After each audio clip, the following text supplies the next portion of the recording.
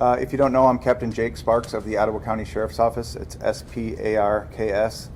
I'm the captain of the Investigative Services Unit here for the Ottawa County Sheriff's Office. So first, like just to start with a statement on behalf of Sheriff DeBoer, the Sheriff's Office would like to first recognize the scope of this tragedy. This is far more than a news story. This situation personally impacts dozens, if not hundreds of people in the county. Our hearts go out to those families, the neighbors, the co-workers, the teachers, the students of Grand Haven Public Schools, and the friends of the victims. This is an unspeakable tragedy that we may never completely understand why it happened, but we'll do our best to find the answers and to honor the memory of those victims. I'll then go a little bit into the updated information here, and then from there I'll answer any questions that you guys might have. The Ottawa County Sheriff's Office is investigating the suspicious deaths of a family in Grand Haven Township. The investigation began on the morning of July 24th, 2026, when deputies were assisting the Grand Haven Township Fire Department on a house fire call. At approximately 11:42 a.m., sheriff's deputies and fire personnel went to this area in the 14900 block of Riverside Trail in Grand Haven Township after receiving a call for smoke showing from a residence in the area. Fire personnel began working to suppress the fire and entered the residence to check for victims, and at that time numerous decedents were found inside the home, and sheriff's detectives began an investigation at that time. On-scene investigation showed that at least some of the decedents had gunshot wounds, and the initial number of decedents found inside was 8. 2 of them were adults and 6 of them were children. Since that time, Sheriff's Office detectives and investigators have continued to investigate, and forensic autopsies have been completed at Corwell Health Blodgett Hospital. The decedents have been positively identified at this point, and the cause and manner of death has been established. The deceased adults are Christopher Karalkowitz, age 47 of Grand Haven, and Amanda Karalkowitz, age 39 of Grand Haven. The couple were married. The 6 deceased Karalkowitz children's name will not be released at this time. These include males ages 15, 12, 11, and 5, and females age 11 and 11. 4 of the children were biological children, and 2 were adopted. After the post-mortem autopsies, it was determined that the cause of death for all the subjects involved in this was ruled gunshot wounds, and the manner of death for Amanda and the 6 children was ruled homicide. The manner of death for Christopher has been ruled suicide. Additionally, checking with the Michigan State Police Fire and Arson investigators, it was determined they're working to identify the cause and origin of the fire. We don't have that official report yet, but preliminary indications are that the fire was intentionally set in numerous different places throughout the residence on the interior of the home. The family pets also perished due to fire or smoke inhalation. I can tell you that no suspects remain at large in this incident at this time. The investigation at this point shows that this was a murder-suicide, with the fire being started after the murders. The case remains open and under investigation to try to get to the bottom and get answers of what happened leading up to the incident. So I will take any follow-up questions that you have at this time. Please be orderly, and just keep in mind that it is still an active investigation. I won't be able to go into every detail of the investigation. So, were there any triggers for Chris as far as possibly job or any board proceedings, anything like that that could have brought an answer to any of this? That's a good question. That's still part of the ongoing investigation. We're just now getting started in the investigative portion. So obviously most of the first day was entirely on-scene investigation, and now we'll dig in some of the background motives and all those type of things, but I don't have that for you right now. Do you have a time frame of when the victims died? That's a good question too, thank you. We believe that this incident could have started the night before and then carried over into the morning. Early morning hours. There were reports of a smell of smoke in the area earlier in that morning, which leads me to believe that something might have happened early in the morning. And then when the fire had smoldered and actually started to smoke, and flames were seen, or smoke was seen, was later about 11:42 in the morning. So I think it could have started earlier than that, up to and including the day or the night before. Did neighbors report hearing any gunshots the night before? We're still working on that. We have, hours and hours and hours of investigation to do, and canvassing and video canvassing and that type of thing. So we're running down some of those leads at this time. What were the signs that the fire was intentionally set? What's that? What were the signs, some of the signs that the fire was intentionally set? That's a good question. There were various different spots lit throughout the residence, both the first floor and the basement floor. Was a gun recovered? I'm not going to go into specific evidence at this time and what's been recovered. Where were the people all found? Throughout the house, I understand the question. There were numerous different bedrooms throughout the house. Is there any communication left behind the note or anything that may indicate his state of mind? We're still pouring through all that right now. I don't have any specific note that was left, no, but there was a lot of documentation that we seized from the scene, and we're going to go over processing that. It'll take a while to get through. Was that evidence, those papers, was that recoverable as far as, were they lit on fire or? No, good question. So there was different amounts of damage throughout the house. The basement floor was more heavily damaged than the main floor. And so there were items that were recovered, other stuff was badly burned, so it just depends on, and I'm not going to go a lot into the fire details, I'm not a firefighter, but some areas were spared, some areas had more fire, so we'll process that evidence as we go. Do you have any information on their? Go ahead, sir. Well, I was just wondering if you know, like, when it started and if it was like they're all in bed sleeping or... Yeah, I don't have those specific answers. I have some theories. Like I said, they were in numerous different bedrooms throughout the residence, both the main floor and the basement floor, or the lower level. People were spread throughout the house, most of them in different various bedrooms, yes. Sounded like they had a lot of pets. Do you have a list of what those would be? I don't have the exact number. I know that there were several dogs and at least one cat as well.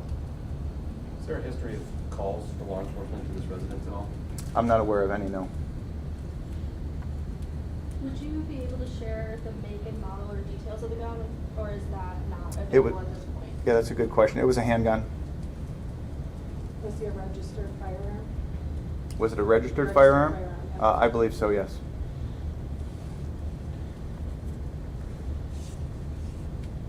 Anything else I can answer for anybody? How difficult has this been for your department? This doesn't usually happen. This is not a normal investigation. Yeah. These are difficult scenes to process. It's obviously a terrible tragedy.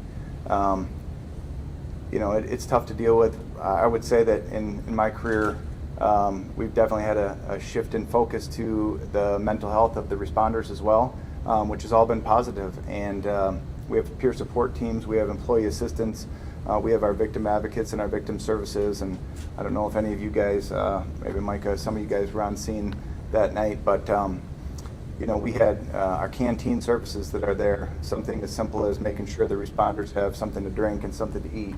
Our victim advocates, it wasn't just this call we were dealing with, there's all the other calls that are going around the entire county at the time, and they're going around, we're doing multiple death notifications. That's hard work, and they're there with us, volunteering to help go out there and do that so that we can do the police work, the investigation, and they're helping us with that.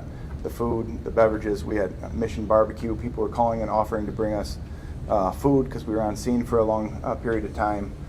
So that's much appreciated. We have a peer support team here that helps, employee assistance, the community in general. People open up their homes for us so that we could use restrooms after being on scene for that long is greatly appreciated. So that's why this is, the greatest place to work in the world. So. Do you believe a silencer could have been used? Have you recovered one of those from the scene? I don't believe that's anything to do with the investigation, no. Has this investigation impacted at all your coverage for Coast Guard Festival? No. We have people that are ready to go. There was other incidents this weekend that happened, and they jumped back on the horse. So we have good, hard-working men and women here that are doing their best to keep the community safe. How rare is an investigation like this in scope for Ottawa County? I mean, to have 8 dead in one scene seems pretty notable. Can you remember anything else that kind of comes close? Unfortunately, there's been several I can think of. like this, but not in a long time. So, and to this scope, to this number of victims is pretty unique, thankfully. Are you able to Go confirm ahead. the line of work for both of the parents? No, I'm not going to go into that at this time. How long was it Go ahead. How long was it before, so Chris shot his 6 children, his wife, how long before those murders happened and then he killed himself? Yeah, I can't answer that question. I understand where you're coming from. That's the same thing we're working to try to establish, right? But I can't answer that question. All I can tell you is that the autopsy shows that you know, the deaths occurred prior to the fire starting, and it shows homicide and it shows suicide. So I don't have a specific exact timeline for when that happened at this point. Do you know how long they were married? I don't have that in front of me right now. No. How does this investigation differ than one that would be going to a trial? Well, there's you know, no prosecution that takes place when the suspect is also deceased. There's no prosecution that takes place, but it doesn't change in the fact that we're trying to get answers for family. We're trying to get answers for the community. We're trying to get answers for our own responders, and the only way to get those answers is to do a full, fair, thorough, detailed, complete investigation. It's not always fast, but to do a fair and thorough and detailed investigation gives those answers to family, to neighbors, to the community, to the responders that went there. So that takes some time, but eventually people are all going to want those answers, and that's why we work hard to try to get them honest answers. Can you confirm that the 2 girls were the adopted children? That's correct, yes.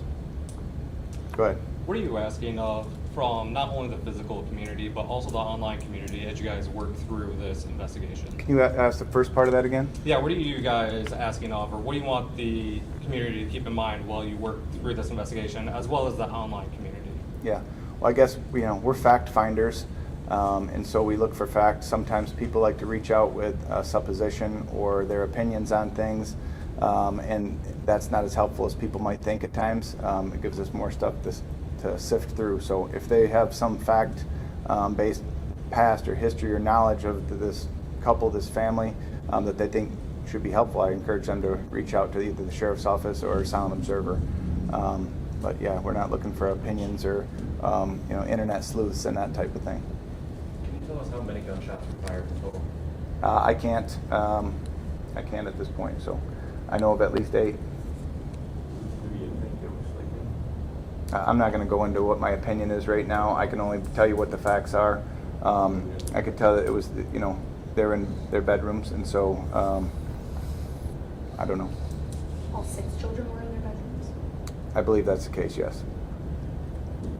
Okay, a couple more. Anything else? Is the department coordinating with the public school system? So we've seen a couple of news releases sent out to parents about grief support and counseling. Is the Sheriff's Office coordinating at all with the district to help better support the community? Yeah, great question. Early on in the investigation, we reached out to the Grand Haven area public schools to make them aware of the situation, and so yes, we've been in contact with them throughout. Our school resource officer program is a great program. We have deputies that are assigned to that school, and we have great relationships there. So we let them know what was going on as soon as we kind of knew what was going on. So good question. Thank you. Anything else? I'll take 1 or 2 more. Did anybody else fire the gun, or was it just Chris? I don't. The investigation hasn't shown that anybody else has fired that gun. Was there any type of struggle that you guys found? Any of the victims? Not as far as I know. No. Anything else? Thank you all. I appreciate you and appreciate the community's support throughout this, and the media's coverage and support, and being respectful of us out there as we were trying to work the scene that day. So appreciate all your relationships. Have a good day. Real quick, could you go through the pronunciation of the name one last time? That's a good question. I have Karalkowitz. Is what? Okay. I was doing the best I could. Karalkevich? Okay. Karalkevich. I have the spelling. I don't have the pronunciation. Sorry. Anything else? Thank you.